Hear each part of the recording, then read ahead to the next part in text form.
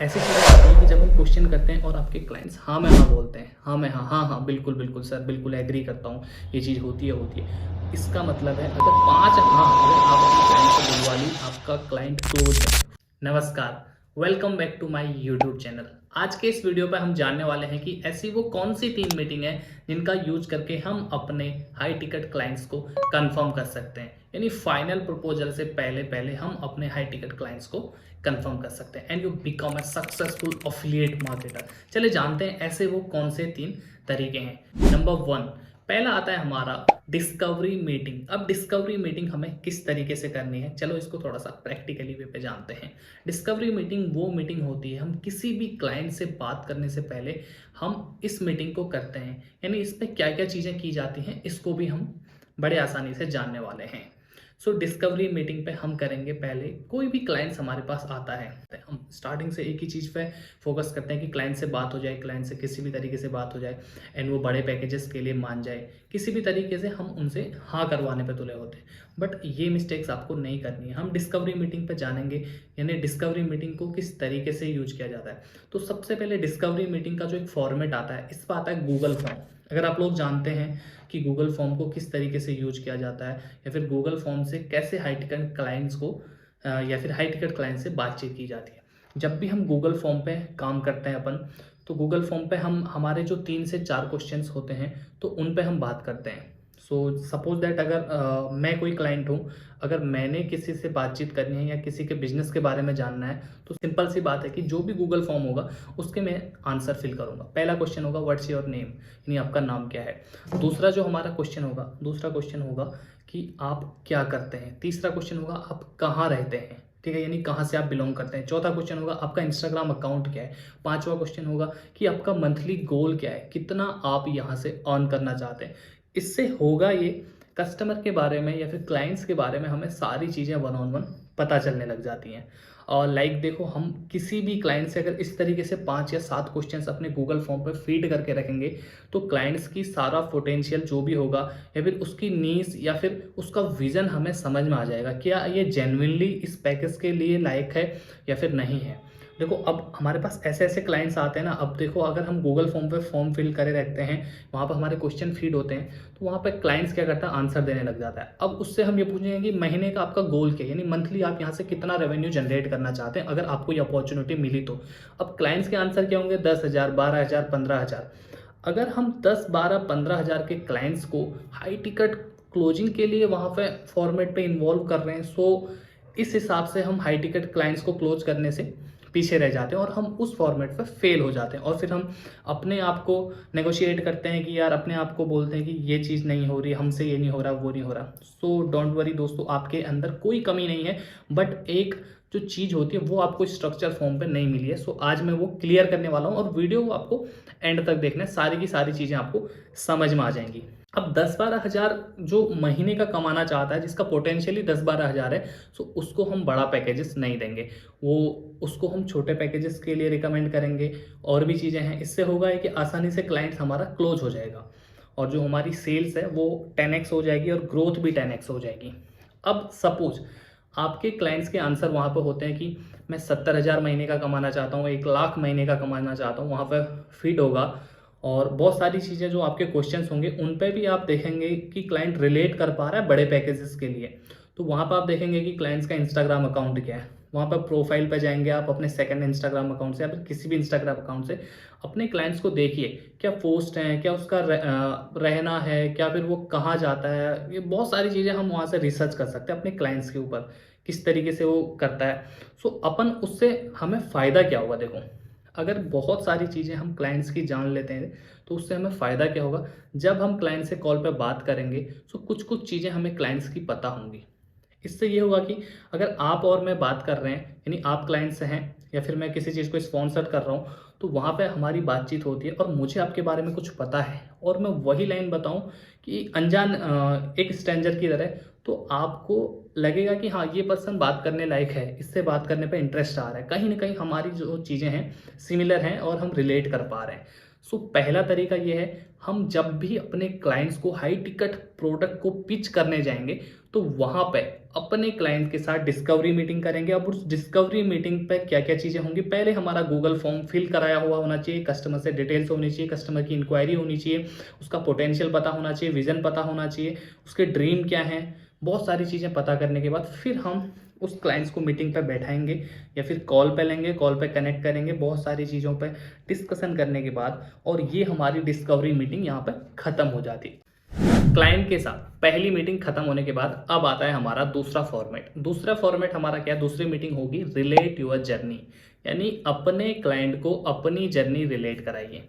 अब देखो होता क्या है, हाई टिकट क्लाइंट से बात करने के बाद या फिर एक अच्छे क्लाइंट से बात करने के बाद बहुत सारी चीज़ें हम आपस में बॉन्डिंग होती है, बिकॉज अगर वो हमारे साथ बिजनेस स्टार्टअप कर रहे हैं तो कहीं ना कहीं हमारी भी रिस्पॉन्सिबिलिटी बनती है कि अपने क्लाइंट्स के बारे में जानें। ठीक है, इतनी सारी चीज़ें जानने के बाद अब क्लाइंट्स के एक्सक्यूजेस हो सकते हैं, बहुत सारे एक्सक्यूजेस हो सकते हैं, मनी प्रॉब्लम या फिर कुछ ट्रस्ट इश्यू, बहुत सारी चीज़ें हो सकती हैं। अब आपके क्लाइंट्स आपके साथ क्वेश्चन करेंगे, Q&A करेंगे कि ऐसा होता है, वैसा होता है, ये चीज़ें होती हैं। तो वहाँ पर आपको इस चीज़ का ध्यान रखना है कि प्रायोरिटी आप अपने हाथ पर रखिए। क्लाइंट्स के हाथ में अगर आप डायरेक्ट प्रायोरिटी दे देंगे तो वो आपसे उल जुलूल क्वेश्चन करेंगे। अब उल जुलूल क्वेश्चन कुछ भी हो सकते हैं, वो आपसे बोलेंगे कि सर फ्रॉड तो नहीं हो जाएगा, फेक तो नहीं होगा, बट लिटरली हम ऐसा कर तो नहीं रहे, बट क्लाइंट्स के माइंड पे चीज़ें चलती हैं। क्लाइंट्स अपनी कहानियाँ कुछ भी बताने लग जाएंगे कि ऐसा हुआ था, मेरे चाचा के साथ ऐसा हुआ था, मौसे के साथ ऐसा हुआ, तो बहुत सारी चीज़ें वो अपनी उल जुलूल स्टोरियाँ बताने लग जाते हैं।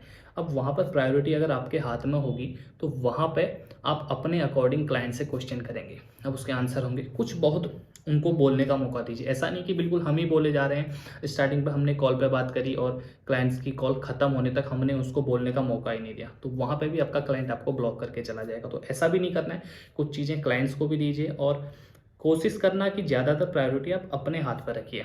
अब इससे सेकंड चीज़, अब रिलेट क्या करवाना है आपको।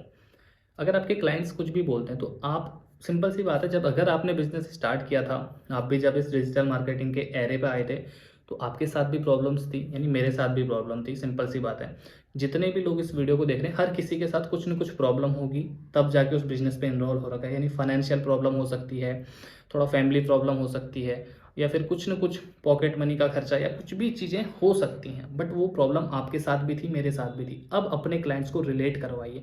हमारी एज अगर 18 है या 20 साल है, 14-15 साल, जितनी भी एज है, हमें आगे करना क्या है, आगे चल के हमें करना क्या है, हमारे ड्रीम्स क्या होंगे, उसको सैचुरेट कराओ। कि जब कोविड आया था या पेंडेमिक आया था तो पेंडेमिक के बाद बहुत सारे लोगों की जॉब्स चले गई थी, जॉब लूज हो गई थी, या फिर जो हमारे बिजनेसेस थे उन पे भी डाउनफॉल आ गए थे, बहुत सारे लोगों को आपने देखा होगा।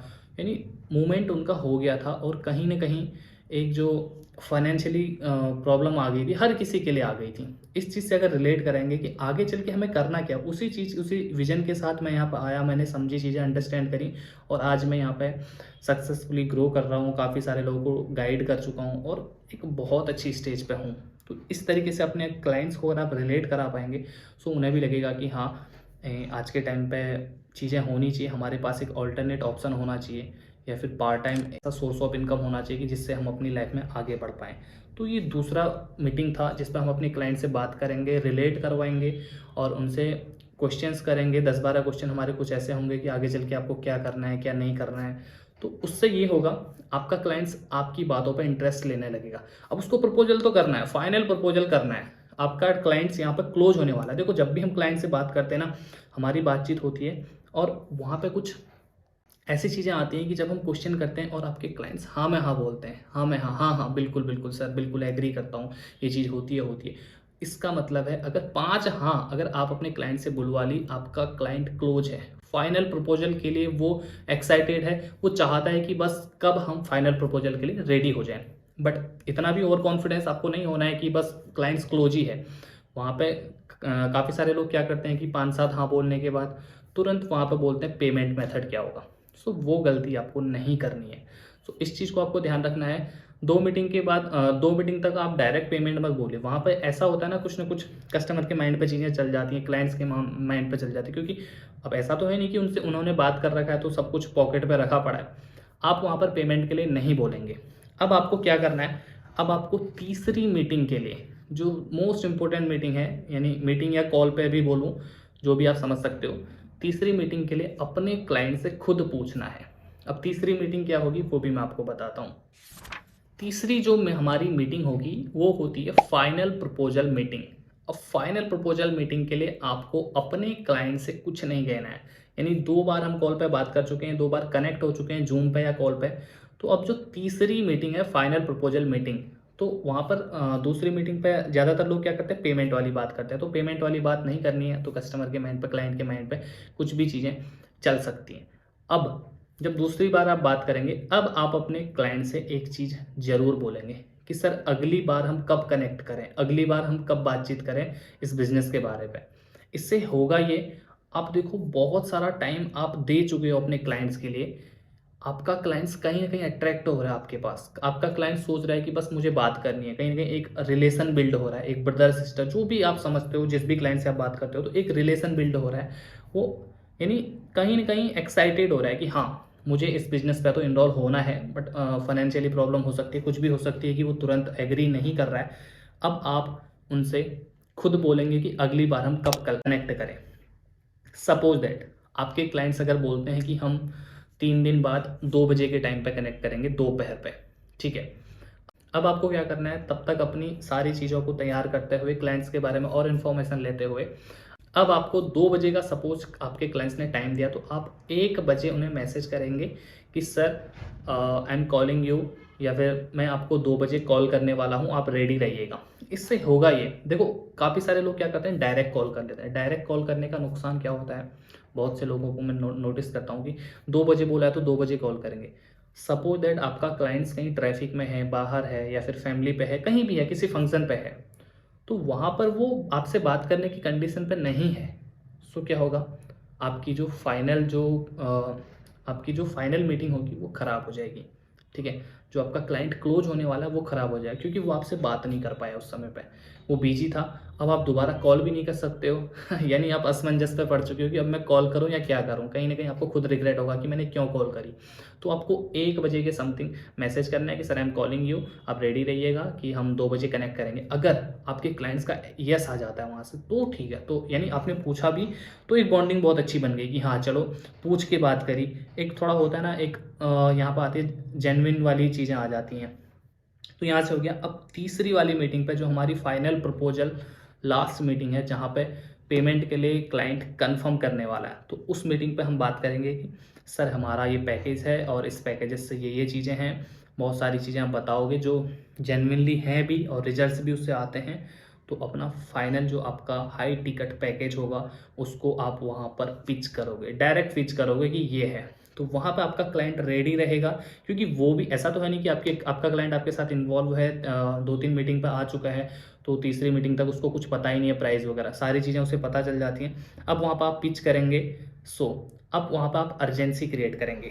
अर्जेंसी क्रिएट करने के तरीके बहुत सारे हो सकते हैं, वो आप जानते हैं, और किस तरीके से आपको अर्जेंसी क्रिएट करनी है। तो वहाँ पर जैसे ही आप अपना फाइनल हाई टिकट पिच करेंगे और आपका क्लाइंट, लिटरली बता रहा हूँ, सामने से पेमेंट करेगा, और जो ये आपके तरीके थे ये 100% काम कर चुके होंगे, और तब आप एक सक्सेसफुल अफिलिएट मार्केटर बन चुके होंगे। यानी छोटे छोटे पैकेजेस को आप प्रमोट करते करते थक गए थे, लेकिन इस फॉर्मेट की वजह से होगा क्या, आप ये सारी चीज़ें 1-on-1 फॉलो करते हैं। जितनी भी मैंने 3 फॉर्मेट बताए थे, 3 मीटिंग्स बताई थी, इन तीनों मीटिंग्स को अगर आप अप्लाई करते हैं, सो 100% मैं बता सकता हूँ कि आपका क्लाइंट पेमेंट करने से पीछे नहीं हटेगा। सो गाइस, आप बता सकते हैं कमेंट के माध्यम से कि वीडियो आपको कैसी लगी, और इस चीज़ को ज़रूर अप्लाई कीजिएगा। और अप्लाई करने के बाद जो भी आपको रिस्पॉन्स मिलता है, जो भी रिजल्ट्स आते हैं, तो दोबारा से आप कमेंट सेक्शन पर आइएगा और बताइएगा कि क्या आप इस 3 फॉर्मेट से, यानी 3 मीटिंग से अपने हाई टिकट क्लाइंट्स को क्लोज कर पाए या नहीं कर पाए। So all the very best.